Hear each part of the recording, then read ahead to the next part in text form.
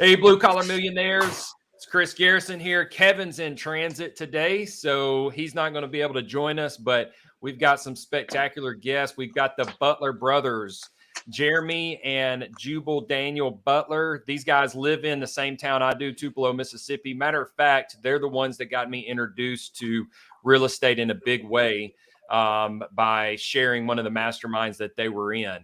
These guys have a phenomenal story. They're great operators, business operators, and as well real estate investors. So excited to have them on. I know we're going to walk away with a ton of value after they get done telling their story. So Jeremy, Daniel, appreciate y'all coming on the show today. Tell us kind of where you started at many years ago and bring us up to present day where you're at. Okay, well, thanks for having us, Chris. Our story begins in Florida in a little town called Horseshoe Beach. At the time, I think there's around 350 population back in the 90s or late 90s when we started working. Today it's less. It's kind of turned into more of like a tourist or a second home location for a lot of people.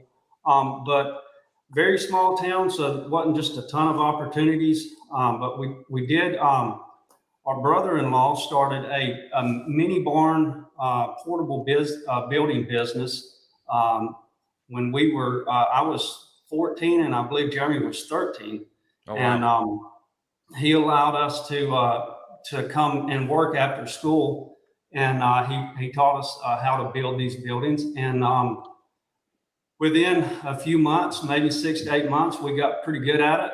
We caught on quick, and within a year or so, we had our own bay, and we're building buildings ourselves.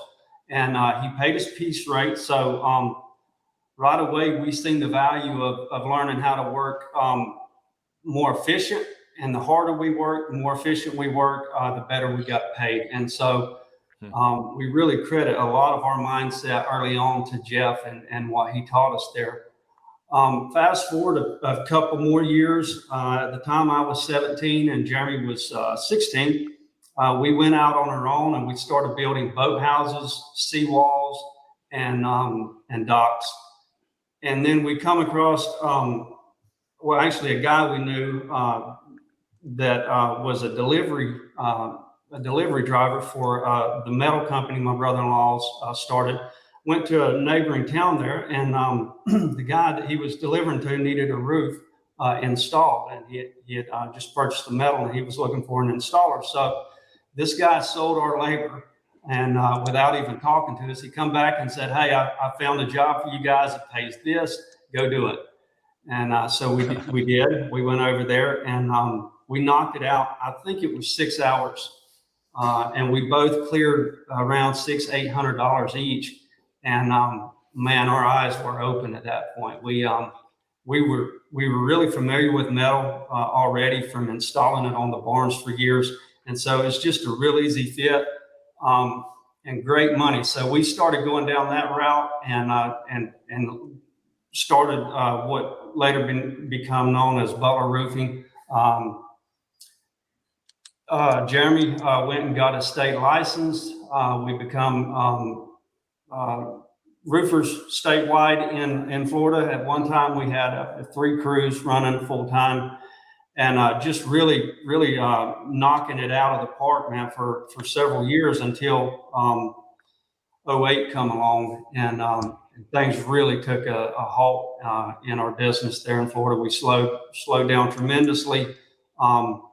Had to let a lot of guys go. We kept one guy, and Jeremy and I were back on the roofs installing after several years of not doing a lot of that. So we were doing a lot of estimating, running the company, and then it was 2008 and 9 we were back on the roofs installing. So we seen real fast that was not going to be something we wanted to do long term. So I know I'm kind of running through this quick, but I won't bore you with a ton of details. I think we want to talk more about the last 10 years or so. So just kind of catching us up to there. So we started looking for other opportunities, and a friend of ours, actually our brother's brother-in-law's brother, Bernie Reed, had started a business in South Mississippi, and he was looking to grow that company. And so we went and talked with him and agreed to partner. And so we moved our families up to North Mississippi in 2010 in RV trailers. At the time, I had 2 kids, and Jeremy, you had 1, I believe. We lived in RV trailers for several months before when we first moved up, before we found houses and actually even a building. At the time we moved up, we really didn't even have a location. We just knew we were going to come up here and make something happen. So in 2010, we started Reed's Metals of Tupelo. And there again, it was Jeremy, I, and a part-time worker. And we started that business from pretty well scratch. We had some investors, but we were boots on the ground, and we had no connections in this market, so it was really grounds up. And so Jeremy, if you want to hop in at any point, feel free. You got anything to add before I get into this next phase of the story? You're doing great. Keep rolling. So we started in 2010, growing that business, and it was a lot of just going out, trying to find contractors. At the time, we used the phone book, it was still around at that time, going through it, cold calling all of these contractors we could find. When we were out and about delivering, if we seen a metal roof or even a house going up, any kind of construction, we would stop and talk to them and try to get them on board, and had really good success with that. Our background in metal roofing really set us up to be able to do good with the manufacturing. Maybe I didn't make that clear. Reed's Metals of Tupelo was a manufacturing facility where we manufactured metal roofing and all the components, and then we would sell, everything that would go with the roof, screws, just everything that's included in the package. So going out and talking to these contractors were second nature to us. So we were able to sell them and get a contractor base. Fast forward a couple of years later, we opened a second facility in Jackson, Tennessee. And along that time, we started offering some other things like pole barn kits, and then eventually got into fabbing rigid frame, pre-engineered buildings. And did really well with that. We opened our own fab shop and was doing most of the fabrication there in-house. Everything from detailing the building to fitting, fabbing and fitting, to painting the building. And then, so we would offer a full kit, as far as rigid frame, pole barns, we'd offer a complete package, doors, even windows in some cases. So we did really well from that.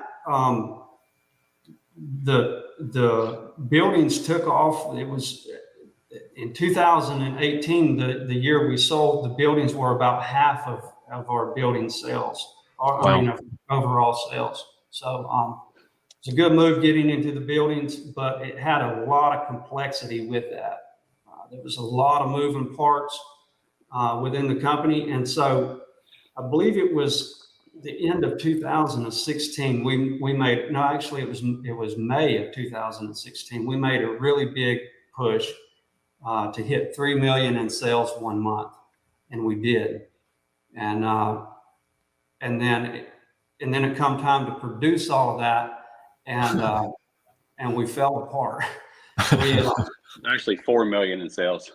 Was it 4? Yeah, it was 4. Okay. So we made a big push a month prior. We got the goal, 4 million in sales, and then it come time to produce it, and we just literally fell apart in the shop.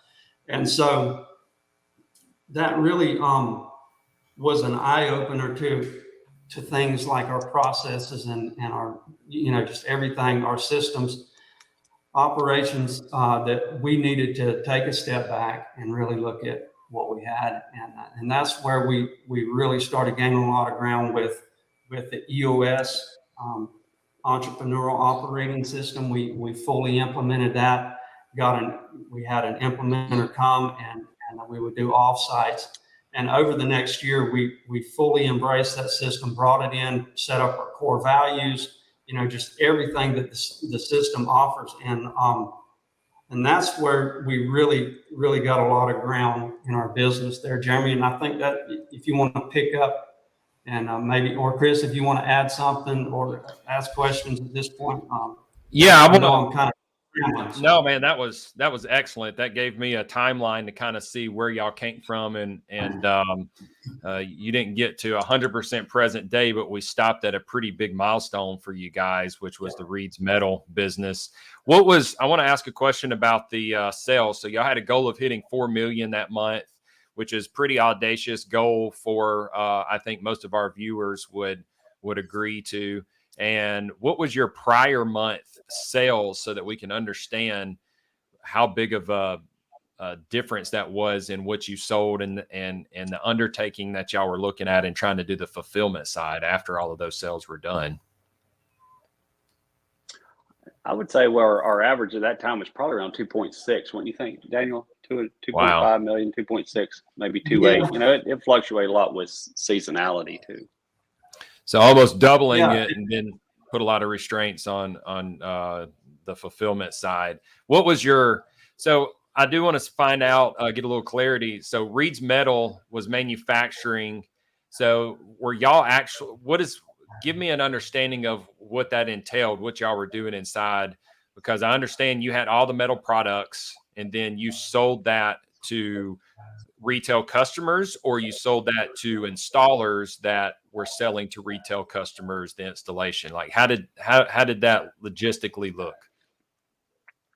Yeah, it was both. We would sell to the end user, homeowners, as well as contractors. So with the buildings, a lot of that was end users, just people wanting a backyard building or a shop or something. But we had a lot of contractors we sold to as well. So it was a big mix on that. But our marketing efforts, Chris, which was a big part of our budget, we would spend, anywhere from $500,000 to $750,000 a year on marketing. And a lot of that was around direct to consumer. We was going after the people that were buying the building or buying the roof and controlling the lead. And then we would give those leads out to contractors to bid the work, and we would oversee that, make sure they're going out and follow up with them. We had some follow-up systems and things, but it wasn't a wholesale model. So even if we'd sell to a contractor, we would also send them work, and then as a result, they would trade on some of their own work, and then there was more of kind of, an untold obligation to, we're sending you work and you send us work back. And with that, it really become a lot less about price. If you're just strictly a wholesaler, they're going around beating you up on price all the time. But Right. if you feed them and give them good leads and build them up, if they do good work, to the homeowner and let them know that, hey, this guy, he's the best, or he does a great job. He ain't got to be the cheapest when he goes there. So he can get a premium. And then when he goes and trades for his other job, that didn't come from you, he's going to bring you that job as well. So we really put a lot of efforts trying to control the lead and not get stuck in that price squeeze of just being a wholesale model. I love that. That's an interesting model, actually. The fact that y'all weren't, you didn't have W-2 and installers or 1099 installers. Y'all weren't paying the installer, right? The installer was going direct to the customer. You was just bringing the lead, and your metal was being sold in a result. So I think that was Chris, brilliant. With that, we could have doubled our sales if we would have included, but there would have been real thin margins on that second half of sales. Yeah. Because if you were a contractor and you put a roof on, or a building that we sold, we did a lot of marketing, got a lot of sales, and then our biggest pain point was dealing with trying to get contractors to go out and put it up and do a good job. And a lot of we could get the building out there way easier than we could ensure that the contractor is going to do a good job. But with that, the contractors traded directly with the customers. We did a referral. We knew what they charged, but they did their own contract on the site development, the concrete, and the erection of the building. as well as installing a metal roof if it was that type of a sale. Gotcha. But we wanted to be in the building manufacturing and not compete on sales with other contractors that wouldn't use us. So I don't know if that's the right or wrong model, but that's how we did it, for years, was just controlling the leads and trying to have premium service and at a fair price. Yeah. Did y'all ever find that the customer would come back on you with having a referral on the installer if that installer, because I mean, where all the problems happen is in the installation. Like with the disaster cleanup, we stopped reconstruction out of absolute and only do the mitigation because the margins were thinner on the reconstruction and all of the headaches came from the reconstruction and the timelines were much longer. So you're waiting on money longer as well. Did you have the customers come back and say, well, this was Reed's or you referred this guy? Did you ever have that issue? Oh yeah, a lot, and lawsuits and everything. But we, haven't. They would try to loop us in because we was the bigger brand, if you will, than the contractor. Right. But it was always where they had their separate agreement. We just like Home Depot or Lowe's, we took the material out there and dropped it off, and they paid us for the material and they traded with others. And we really tried one trap too you can get in with that is if you refer only one person and just say hey, just call Chris, or say here's a list of 3. A lot less liability if you're sending a list of referrals versus one saying, hey, call this guy. Yeah, that's a great tip. So tell me what was y'all's structure looking like as far as your team? Talk to me about the operational side. You said that y'all fell apart on the fulfillment after you did those sales very heavily that 1 month, and then you jumped into the EOS system. And I think that's where the majority of business owners get stuck, is trying to get out of technician mode into leading a team. And it seems like they hit a glass ceiling. I was one of them and still struggle with it at times. So what was some of those key takeaways that allowed y'all to be able to scale with the team and not find yourself blowing up into operations when you had increased sales? One thing that the way we've kind of seen it is with that big sales push, we realize we can get sales. We can push, we can move the needle on sales, but can we fulfill it? Because at some point, if you can't fulfill it, it's going to backfire on you. And you're right. Get a bad name and lose market share and all that. So, with operations, that's what Daniel's talking about. We've seen a lot of holes. So we would push hard on sales and then break a lot of stuff and then go and work on fixing it. And so at that time, I've got kind of a list here of what our organization looked like. And I kind of want to run through the different departments we had and then some things we put in place to kind of go through that. So we had a full-time marketing person. We had a sales team of probably 12 people total. We had a sales manager. We had an HR manager. We had people that only estimated. We had people that only detailed, so detailing department. We had a dispatch department that routed all the trucks. We had an accounting department, and that's AR and AP, paying the bills and receiving those type things. We had a purchasing department. We had a data entry department. That's all they did was once the buildings were detailed, they just keyed in all the work orders and all the stuff to go to the shop. We had inventory control, which was probably the biggest headache, dealing with inventory. Production manager that overseen the shop. Everything once it went to the shop, they overseen that. With that, we had different departments in there. We had accessories that would pull all the screws and bolts and everything together for the job. We had people that did trim, slitting, roll forming, loading, unloading, those type of things. And then we had a fab shop and a manager there. Inside that, we had welders, fitters, painters. And then we had a yard guy that did only unloading and receiving and checking everything on the inbound that come in. So that's kind of what the organization looked like. I don't know, it's probably 20 different departments, and then some pretty complex. Yeah, it got to be a lot. And so, when the first 2 million, it was me and Daniel was very involved in everything. From 2 to 6, 8 million, it was we started hiring good people and delegating. And then from there up to 30 million, from 8 to 10 to 30 million, it becomes, most of our time was around HR and dealing with processes and systems and trying to refine those. And that's kind of was our evolution with it. But some things we put in place with that was I made some notes here, if I can find them here, Chris, tell you a few things we did. One thing was we realized there's just a lot of issues that people would come to us, and time management thing where just a lot of people in there all the time asking these questions about how do I, what I do. This piece of trim's got a scratch on it, or this customer's saying this. And what we come up with was like, how do we make decisions? Because I don't know if this trim is too scratched to send myself or not. So we kind of realized that the way me and Daniel made decisions was based on the golden rule, doing to others. But we kind of turned it like, if I would want that piece of trim, if I'd pay $20 for it with, a scratch this long on it, that probably could be overlapped by the next one and hidden, then I would send it on out. But if I wouldn't want it, then I would throw it in the trash and scrap it and make another one.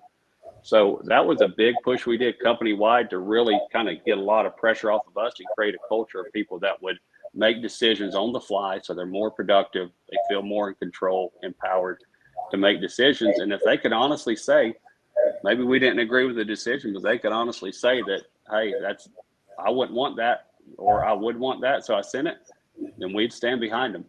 But we challenged them to really, if this is my money I'm spending, what would I want?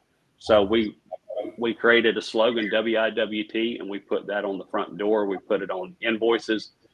We put it on quality control stickers that when we do a QC check, we'd say WIWT approved. Sounds simple, but that's how we integrated this into our business. And everywhere, it showed up. It wasn't just something we talked about once a year in a board meeting. It was ingrained in everything we did every day. No, I love that, man. So it really kind of become who we was like. And we even on our invoices and estimates, we would say, ask us about WIWT. So we was trying to get customers to engage with us and say, hey, what is this? And then it's a good conversation starter. Well, this is how we run things. And that starts from how you answer the phone. We used to say smile through the phone when you answer. People can tell, right. When somebody walked in, that awkward silence of, somebody walks in a business and everybody, you have to be the first one to talk. If you're the one walking in, we hated that. Like, how do you greet people? Stand up and greet them when they come in, acknowledge them. If you're on the phone, that's another thing. We'd be like, hold the hand over the mic and say, hey, I'll be with you in a minute. Don't just make them stand there. So right. That's how I would want to be done. So that's how we would, right down to the delivery drivers, how they unloaded the materials on the job site, nice and organized, or just all piled up in a big wad.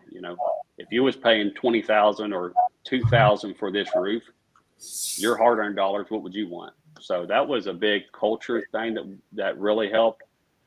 Another thing we started doing was huddles. We'd have a Monday morning huddle where it was nothing but positivity. We didn't talk about any mistakes, any problems. It was just morale building boosters. Just everything was positive. We kicked off. It was like 15 minutes, and we would go over some stats. And it was we'd have a chant that's kind of a Reed's Metals chant, get everybody on the same page. And then another thing we would do in that meeting is what we call a spot bonus. So trying to encourage people to find mistakes before they went out the door.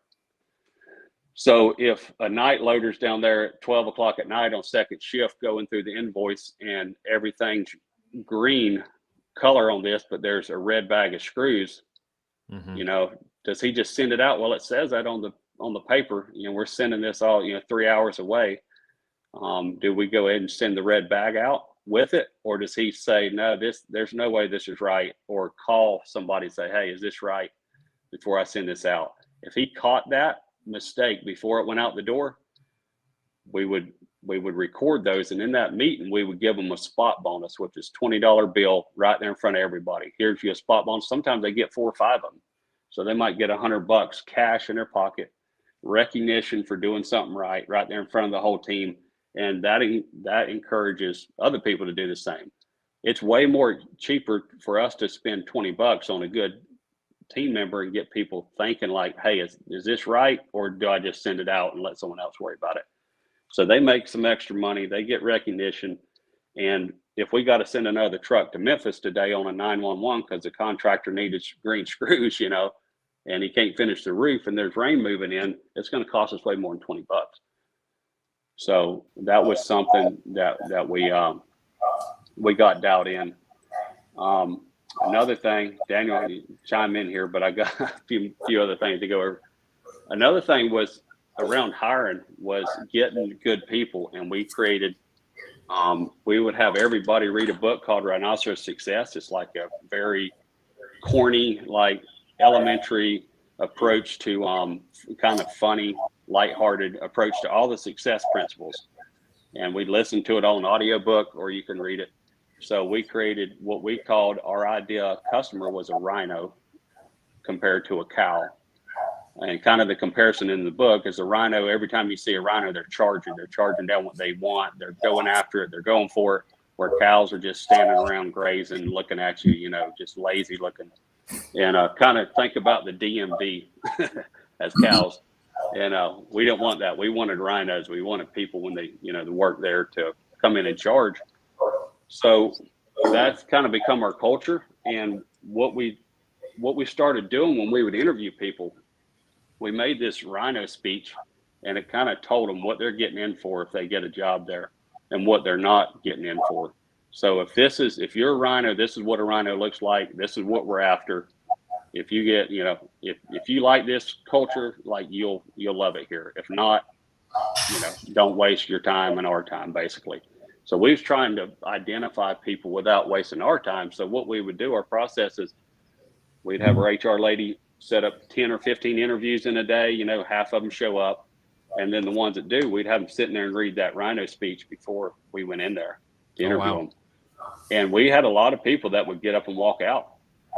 And I know it's because, they wasn't a rhino and they wasn't going to be happy there. So what that do, that saved us a lot of time and, and aggravation. Because they'll tell you anything in an interview, if you, right. You're hard work and all this stuff. Of course they are.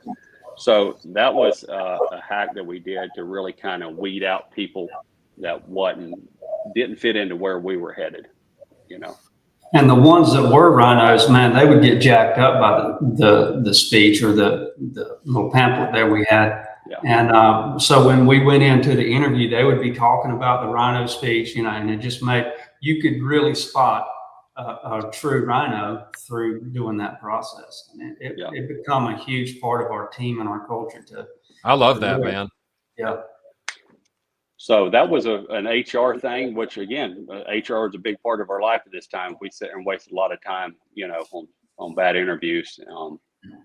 Not that, a few didn't slip through maybe, but it really helped us. And two, you kind of have a framework going in already. They kind of know what, you ain't got to explain it all to them. That we're kind of on the same page already on what we're trying to do here and what we're looking for. How did you identify your leaders to put in that leadership role? I've seen that as pretty difficult for most people to. It almost seems like someone that's willing to show up for work on time, someone that has a skill set in doing the actual technique. We end up promoting them into a leadership role before they're ready. How did y'all avoid that mistake? Most of our leaders they started off in a grunt position. Ashley was our backbone at Reed and still today. She's still with us, but she started as a receptionist, answering the phone and greeting people, and just worked her way up and did so really fast, actually, because every time we turned around, she was taking something off of our plate and was doing it way better than we could. So it made it really easy for her to climb the ladder. But we've always, I'm thinking of Lucian, I'm thinking of Andrew, like almost every leader we had when we sold come in at a base level and work their way up. And we were all about, incentivizing and letting them climb the ladder. We encourage that. And so Yeah, I think we had a lot of entrepreneurs. Looking back, I think there was probably 5 or 6 or 7 business startups after we sold, from people that worked for us that went out and started businesses after the sale. But it wasn't like at the time we necessarily knew that. We hired them and we seen stuff in them, but a lot of it was like I said about Ashley, but just like you can tell people that really care. If you really care and stay late, and you just tell you really care about the customer and you're doing a good job and all those and getting better, admitting you're wrong when you're wrong, and all those things. I mean, I wish we had just a magic formula to say do this, but I think it's a combination of things. And I think you gotta have a pay scale for these guys, and opportunity and a good culture for them to stick around to really see, and figure out they are leaders. And some of them can leave early, but that's something I know. One guy we had come up to and said, look, he was 26, probably 7 at the time. He said, I have a goal to make 100 grand by the time I'm 30. He said, he said, show me how to do it here, or I'm going to go find it somewhere else. And first of all, I was like, man, that's cool. Cause this guy, he knows what he wants and he's willing to do the work. I don't like the ones that come in and say, hey, pay me more, I'm leaving. It was, what do I got to do? I'm willing to work. I'm willing to do whatever, but if I can't hit this goal, I'm committed to it, and I'm going to go find another company that offers that opportunity. So we laid out a plan, and he was all over that 100,000 by the time he's 30. He actually still with the company and doing way more than that now, and has really, really grown with the company. So I think the comp plans is a big part of retaining them as well. And that's so share some of how some of that compensation structure looked like at Reed's Metal, so we'll have a little better understanding. I may not remember all the exact details, but basically a lot of it was based around performance, especially in sales. That's a lot easier to do a sales comp, because you made the sale or you didn't. It's very measurable. But we would pay them more. The more they sold, the more their tier went up. There was no top on it. A lot of companies will top out. Like, what does that tell somebody? I work way harder and then I can't make no more money. Right. I don't get that. And even now with our management company, we got some needle movers in that company, and we've identified them, and we're rewarding them with sharing the profits. And as we grow, they'll grow. And they did really good last month, and we did really good last month. And I think it's a lot of people are trying to say, how can I pay people less and get more out of them? But when people start tasting the winning, they got a better lifestyle. They're winning with you. That gets addictive, and they like that. The right ones, Right. And then they sell in that. And a lot of people are those entrepreneur types where they could do it on their own, but they don't necessarily want the headache and everything that we deal with.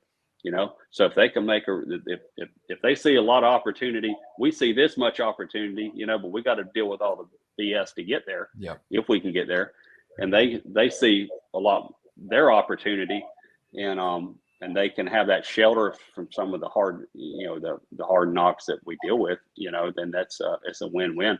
And with that, like, we can pay people more, and what we told the people in our management company, look, I can come down there and do all this work myself, hire somebody for a lot less I'm paying you, and I can do a lot of the work myself and make that money myself. But I don't want to do it. Daniel don't want to do it. So that's your opportunity. You can look at it as, oh, they're lazy and this and that, but no, we want to go and buy other businesses and do other things, create more opportunity for them. And so with that, that is their opportunity to do more. If we wanted to go do that, then we wouldn't need them, Yeah. So trying to shift that mindset of thinking, like, here is the opportunity. With this, I can get in here and make a difference and get paid a lot more. But I think a lot of businesses are like, how can I pay them less and get in there, do everything myself? And, I'm paying them $60,000. I could cut that out. And I mean, you get me wrong, you got to be frugal and you got to watch your numbers. But if you got a good person, like, pay them on results. Don't pay them just to pay them on results. If we do good, they, share the wins with them. And with that, we get a lot of time freedom. What's that worth? Is it worth an extra 50 grand a year for me to go be there every day? Right. Not to me. And you're going to think clearer as well with that time freedom. I think you Exactly. hit the nail on the head though with the hiring, because many times, majority of the time, entrepreneurs, us as entrepreneurs, we never paint the vision, the roadmap for someone to build a financially stable lifestyle. All we do is say, hey, here's your task list. Here's what it's going to pay. Yep. And there's no vision painted for growth. There's no vision painted because they show up to work so that they can pay their bills. Just like the reason we like to run a business is so that we can have a lifestyle that is fun to enjoy. So I think the fact that you guys paint the picture for those team members is something that most entrepreneurs do not do, and that's why you've had such success at bringing in talent. Yeah, Chris. One other thing too on operations. One of the bigger, if not the biggest, game changers that we implemented, and we still do it to this day. It's a simple concept, but it's very hard to do day in and day out, month in and year in and year out. But there's so many things as business owners you get presented with and problems, and we're solution driven, like, right? Here's the problem. What's the problem? Here's a solution. And 9 times out of 10, if they'll do it, it works. Or Jeremy's getting a call. I don't do it. Am I back with you? Yep. All right. If you got a better solution, I don't want my solution. I want the one that works. Whatever's the best solution.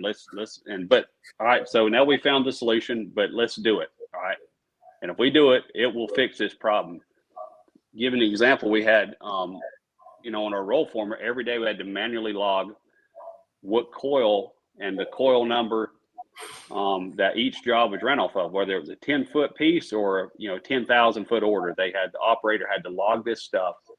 And as why that was so important is because we would take those logs, someone in the office would attach it to that job in our QuickBooks and put that information in there. So for warranty issues, so 3 or 4 years down the road, if the paint's faded or chipping or whatever, we have to know which coil it come off of. So that was our process. It worked great. But some days they get extremely busy, and guess what? They wouldn't do it. And then if we didn't catch it, we get that call about a warranty and go back and look. Well, heck, this information is not on there. So it costs us a lot of money with that. And so the fix was, what we did was we created a checklist, and we wanted to know a direct question. For that operator, it would be, did you log every job on your log sheet today? And the answer should always be yes. So that's how we'd phrase the questions. And then we'd have a question on there for the lady in the office. Did you enter all the jobs on the whatever in the system? And the answer should be yes. And we put in there not only what to do, but why it's important. So we wanted them to know why it's important. We don't just do stuff to do it. It's got a reason. And if we outgrew it, we would take it off of there. So that was another part. But with that checklist, it grew to be it would have all the departments on there, and we had someone that go through there every day and ask these questions. They're not the most loved person in the business, but they're, in my opinion, probably the most important, because they know, at least we know within a day or two that, hey, last Wednesday we didn't get this, they didn't enter these logs, and we can decide to go back and do something about it, or we can say, oh, it's not that important. And a lot of times it's because the people don't intentionally not do it. We just get super busy at times. Yes. And they work 14 hours, and they didn't do these logs. What are you going to do? You're going to find, so then you got a decision to make, but we want to know that these things ain't getting done. And that's an example, one of, probably 80 things that needed to be done consistently every day. So in our meetings, we'd bring that questionnaire in, and we would go over the responses to it. And that's how we manage all these different departments, which through that checklist, we still do it today. And so we would not only to harp on the ones that was not doing it, but we would track it by department, and we would say how many weeks it had been since they had a mistake or an issue with it. And we would recognize the ones that, had been doing it great for the past 3 months or whatever as well. And think about this, Chris, you get a new employee on and you're doing onboarding and training and all that. What better way to show them? And we would have them walk with that lady for a day or two. what better way to see all the back end of your business, everything that has to happen for this business to run smooth, and they get a crash course on the whole organization quick that way. So it's a very powerful training tool as well. That's something that I did very poorly for several years, is that onboarding process and giving them a chance to get acclimated to all of the operation instead of just their portion that they plugged into on a daily basis. And I think that's super important. First of all, it gives them a chance to get warmed up, but it also gives them that why we do what we do, and why me doing this is affecting the next department and the next person so that they enjoy their daily routine. We don't want it to be just we doing something just because we've always done it and can't say why. Yep. And so every few months, or we make it a point to go through that checklist and see if we've outgrown some of them. And if so, take them off. We don't want to do anymore. Like we just trying to be redundant. Yeah. So tell me about your level 10 meetings, and then I want to transition over to more of kind of what the sale of your company looked like, and then what you guys are currently applying your time to on the real estate side. But so y'all have a meeting that you do, a level 10 meeting, and it really keeps you on point so that you're hitting your goals, your marks. So tell me more in detail how that looks. Sure. Every week we do a level 10 with our management team, and at Reed's there was about 4 of them a week that got done with different department heads and managers. So a lot of them would do their own, and then we would get the summary basically of it. But it's just a really structured way to have a meeting as part of EOS, and it's organized. There's good notes taken. There's a good follow through with previous weeks and making sure things are getting done.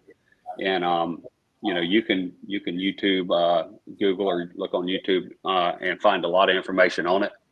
But it has a format, and what we use to run it as a system, Chris, is it used to be Traction Tools, and they changed to bloomgrowth.com. It's a website. If you're interested in running on any of this, I would highly recommend that subscription. It's like $100 a month or something, but it keeps track of all this stuff, and we put it up on a TV screen and run through it with everybody. Bloomgrowth.com. Bloomgrowth.com. Yep. It's a game changer. Yeah. Awesome. But awesome. It's the biggest thing with the level 10 is that 10 means that we want to have top notch, a quality of 10 meeting every week. Mm-hmm. And to do that, the person leading the meeting, they ask everybody to grade at the end of it. What do you grade it? And if it started on time, ended on time, and stayed on track, you should give that person a 10. If it didn't stay on track, you rate them maybe a 7. And but it really creates effective meetings where a lot of these meetings, everybody's over talking each other. They're going down all kind of rabbit trails, and you start with one issue and you wind up in a whole nother state. And there's not clear to-dos from it. And it runs late. It takes too much time, all these things. So it really forces constraint and what's our biggest issues in solving them and getting clear to-dos, and then clear follow-up in the prior weeks, that those do's or those to-dos have gotten done, or if not, we need to create an issue and talk about it. So important. Daniel, I muted you just because of the echo, but if you get ready to speak, down at the bottom bar, you'll have the mute button. You can unmute. So I just want to kind of recap this portion of it, because operations is not really the sexy portion of business.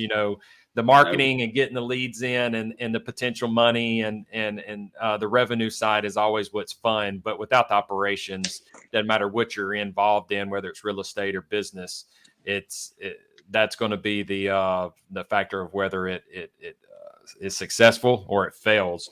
But so you guys adopted a strategy that what I want that's how you kept your quality. And I thought that was brilliant.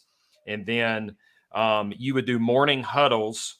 And in that meeting, you had nothing but positivity that was spoke about in those morning huddles. So it got everybody on a positive mindset to start the day. And then you had a rhinoceros success book that you kind of adopted into your culture, and you would have your interviewees read that before they came into the interview. So that kind of set that cadence of what you guys were about. And it allowed you to do a little bit of a filtering out of those applicants. And then part of y'all's operational systems, you follow the EOS system, the Entrepreneurial Operating System, and you track your level 10 meetings on bloomgrowth.com. Does that kind of sum up some of the highlighted reasons you have success in your businesses right now?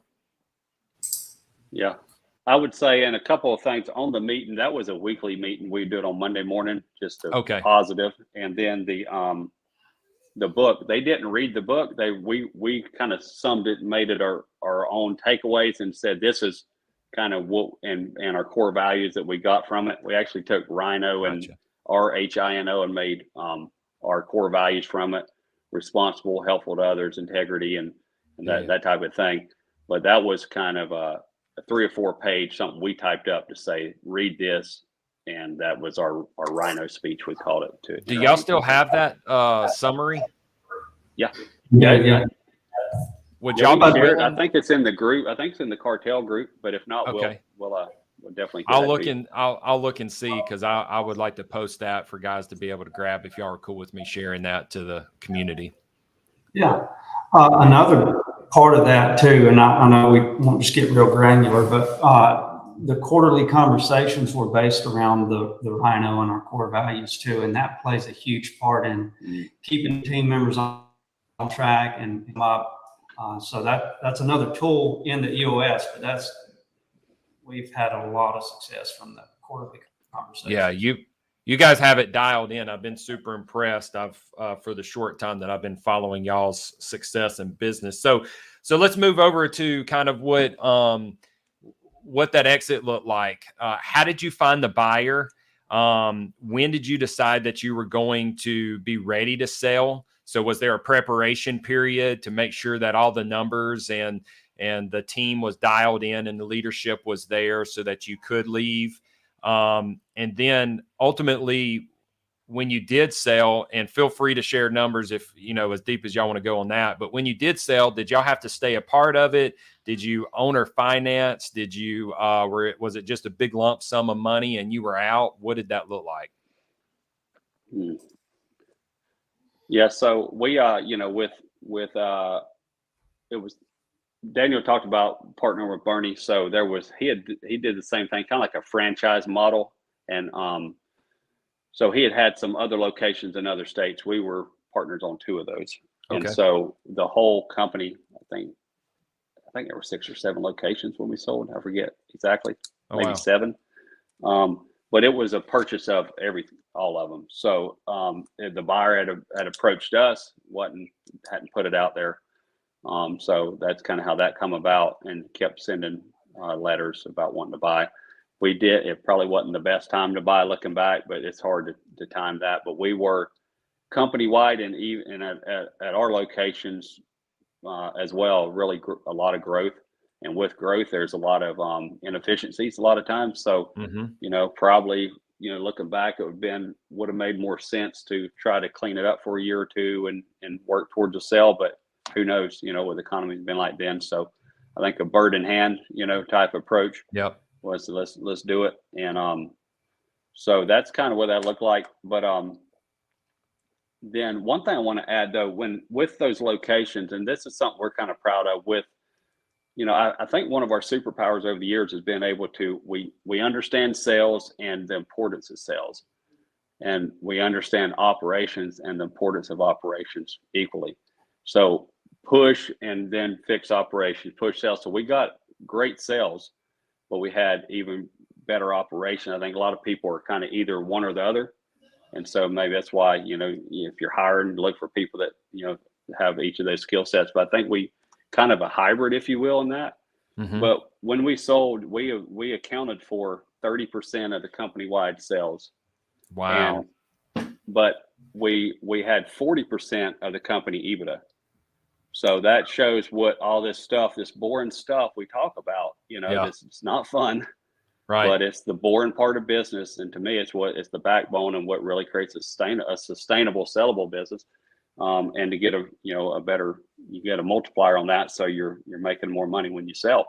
So that's kind of something we're proud of with that sale. But with the sale, it was a cash sale, but it was there was a few things that they like working capital adjustments and things that took 90, 120 days to true up, and inventory counts and all that. So that was really the only thing that was held once, going through that process, and then they released that.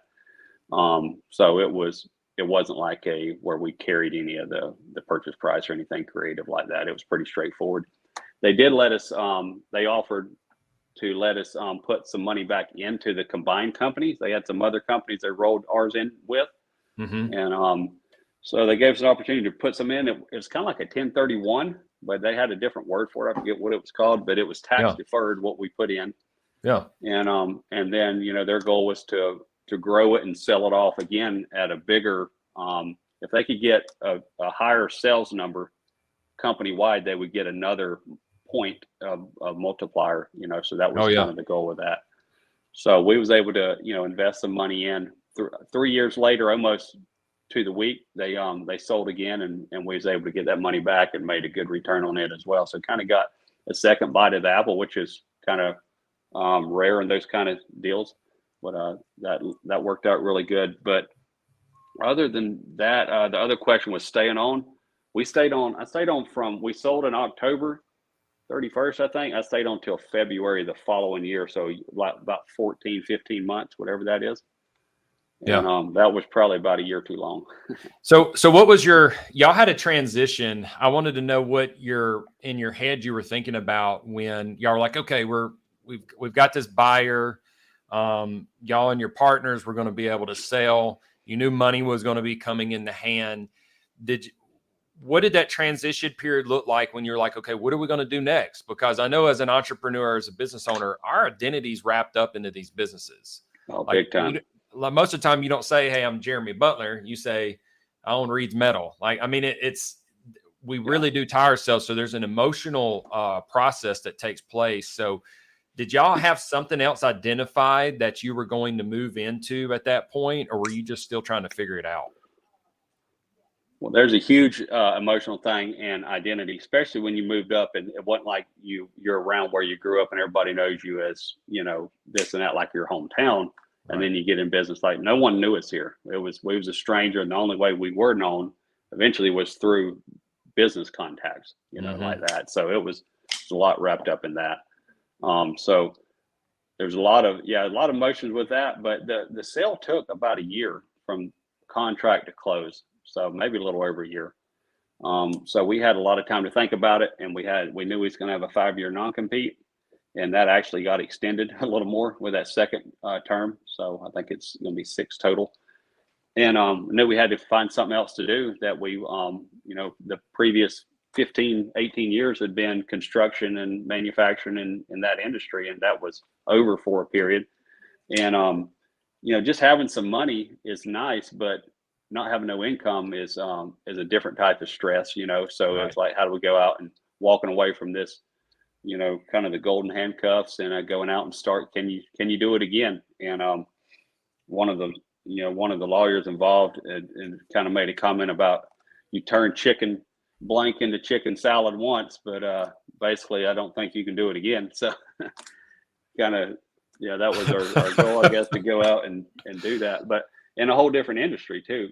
So that's when we started looking at things and really got to looking into buying commercial, bigger multifamily properties, and started to do that. While we were still there, we bought our first 40 unit. A month or two later, we bought a 20 unit, and then we had 60 doors. And I think a lot of real estate people say, well, you guys it was easy in real estate and you had it made because you had some money. And that's true, but what they don't know is the previous 20 years where we didn't have money. And that was our grind. Right. That was our putting the house on a credit card, Yep. Paying the dues. So it is a little different than a lot of people's real estate story, but our entrepreneur journey is definitely far from a silver spoon. But so we started buying the real estate, and then we got really busy with a lot of things they were doing, staying on with, and kind of lost momentum there. And so it took us about another year to get out of there and start getting traction again before we started buying more property. And since then, in the past 3 years or so, we've got about 600, right at 600 rental properties with apartments and mobile home parks and a few single family. And we have a little, right around 600 storage units as well. On top of that, we're in the process of selling some of those right now and kind of recapitalizing. But that has been, there's been some challenges with it, but I think what has really helped us in that is knowing that we wanted to run it like a business and not just say, I got a few rentals. We wanted to hire a team right away. And that's as soon as we got the income, about 80 doors or so, we started hiring. And that I think has been the easier part because it's a lot less moving parts and a lot smaller team. So that kind of comes second nature to us. It was really learning, I think, about debt a lot more. We hadn't used just a lot of debt in business. We did a few equipment loans, but really around learning how the debt works around real estate and how all that, the refinances and all that, I think was a learning curve in the underwriting. So that's where we've learned a ton in the past few years. So Daniel, Jeremy, where are y'all looking to go in the next year to 5 years? What is your vision? Man, sorry, I've got some back. First, Daniel? So you go ahead, Jeremy. I've got a forklift out here delivering products. So go on background. Okay. I don't know, Chris. I mean, we want to continue to. We're looking every day for more property to buy. Ideally, our model is to buy it more local. We will buy a bigger property out of town, but we're not real big on the typical syndication models out there. Mm-hmm. We like to buy it more local.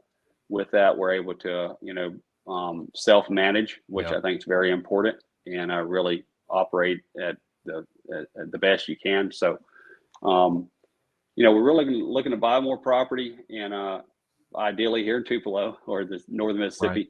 But and then looking at businesses to buy. We actually signed an NDA yesterday on one we're looking to buy. So it's we're not looking for a job. We're looking to be able to go in and have something that's got enough revenue in place that we can hire a good team. It can support that if there's not one already in place. And basically we can take all these things we just talked about and implement them in that business. We're going to 20 years from now, we'll still be running a checklist and we'll still be running a scorecard and we'll still be doing these things because they work. They're not real fun to talk about, but it's what builds a long-lasting team and that enterprise value that you talked about. Yeah. So that's where we're looking to go. And then we're really looking to grow our cartel group. That's something we've been putting a lot of focus in, really taking all this stuff and putting it into uploading the documents and and teaching this stuff. A lot of that's around real estate and property management because that's what we're doing today. But it really transcends any business. You can take these same things. Made a post today about our morning huddle. Now we do a call every morning, and it's been a game changer. But those, you can do that in your business, or you can do it in a plumbing business, or you can do it in manufacturing, or any business you can do this in. I mean, it's just different things you're talking about. Every business has problems, issues, communication issues, team morale issues, accountability issues, all these things. So these are the things that eliminate that. And so, that's trying to really articulate that and put that in the group and add as much value there as we can. No, I think y'all do a great job, and we'll plug Capitalist Cartel right now. I don't think y'all keep open enrollment all the time, but yeah, I'm a part of that coaching group. Y'all, it is more real estate based, but you guys can't help but share your business experience in the way you run. It doesn't. I love the fact that you just said, it doesn't matter if you had the metal manufacturing, or if you're doing the property management, or if you're doing a different business. All of those skill sets that you guys have learned in the past 30 years has set yourself up for success to run any kind, because the mechanics are the same. And when you understand the mechanics are the same, you really can just rinse and repeat it. And that's what you guys share. And your other partner, Caleb, Marty, you guys run it very successfully as a trio. And again, it shows you the power of a team.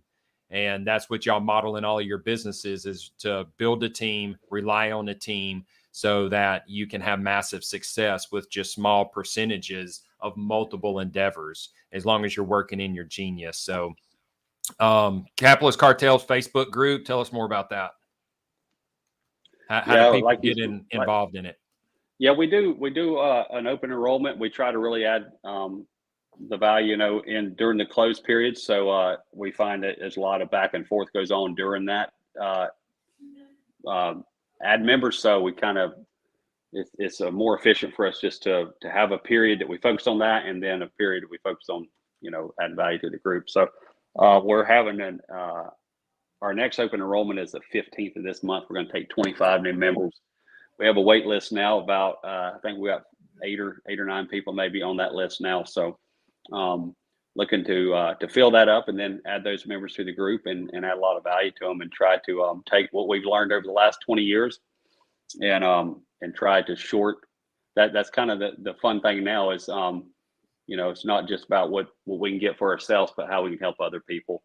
And that's a way. It's a very, very affordable way. There's a lot of groups that charge a lot more, but we're trying to be go-givers, but still separate the people in there for the people that's in there. But somebody that will pay and invest in themselves is they take a lot more. They'll do something with a lot more. We're not just talking to talk. We want to help people, and with that, that's what we do in the group. And so. Yeah, the Facebook group is Capitalist Cartel, and then we have a website, capitalistcartel.com.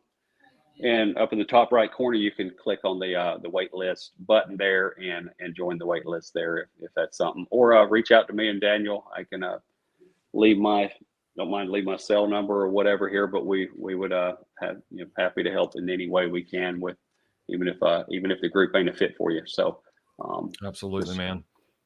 I love that. So Capitalist Cartel Facebook group, y'all have a call once a week, Zoom call. I think y'all have some other different types of calls. But if you're interested in real estate, definitely plug into it. If you just want to have good business concepts, it's a great one to plug into, solid content that comes out. And if you're not following Jeremy and Daniel and Caleb, then definitely look them up on Facebook and follow them, because you guys post free content all the time that's value driven on your personal pages as well. Any last words? We're right here at the hour. I appreciate you guys taking time out of your day. At this point in my life, I understand that time's valuable, and the fact that y'all were willing to pull an hour away to just share for free, is humbling that y'all would take the time to hop on our show and give our network that kind of value. Well, thanks, we appreciate the opportunity. Thanks for the kind words, and thank you. You've been a great part of the group as well, and I appreciate your input in there as well, and all you guys are doing here with the Blue Collar Millionaire, and trying to talk to those people that they're different than the rest of the world. They don't necessarily understand it, but trying to network and help those guys. That's a passion of ours as well. I will tell just one quick story I meant to tell earlier. It's kind of funny about complacency. When we first moved up, every job site we went by, we was, we just pulling in there and talking to people and that type of thing. And once we was rolling, we was, probably 6 or 7 years in the game. Me and Daniel was coming back from Jackson from our store up there one day, and we come through Selmer, and there was a construction site, and there was a building going up, and we just drove right by it. Didn't say nothing, just kept driving for about a mile or two, and I'll never forget. We looked at each other at the same time and like, that ain't who we are. Turned around and drove back out there and met with him. But that shows you complacency. When you're hungry, we'd have never drove a mile past that. And but it's funny. So keep pushing and don't get complacent. What a great way to end it, man. That's such a true fact right there. Well, guys, I appreciate it. I look forward to watching y'all's success, and appreciate the fact that y'all started Capitalist Cartel, because it's been a great resource to myself and I know many others. Blue Collar Millionaires, look them up. I'll drop the Capitalist Cartel website in the link, and I'll reach out to Daniel and Jeremy if you don't follow them already. Great guys to know. Remember, the 5 people you're around typically is going to determine your net worth. Your network determines your net worth, and getting in proximity is super important. And these guys are the kind of people that you want to be associated with. So y'all have a wonderful rest of your day. Appreciate y'all. Thank you, Chris.